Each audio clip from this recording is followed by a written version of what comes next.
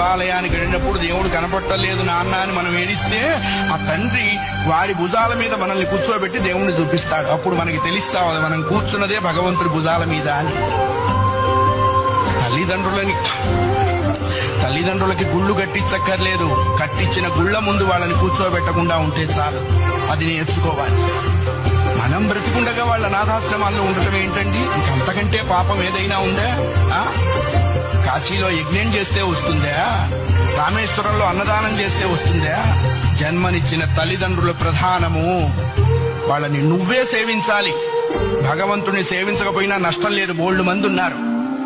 జన్మనిచ్చిన తల్లిదండ్రుల్ని సేవించాలి, అది కర్తవ్యము. రామాయణం అదే చెప్పింది.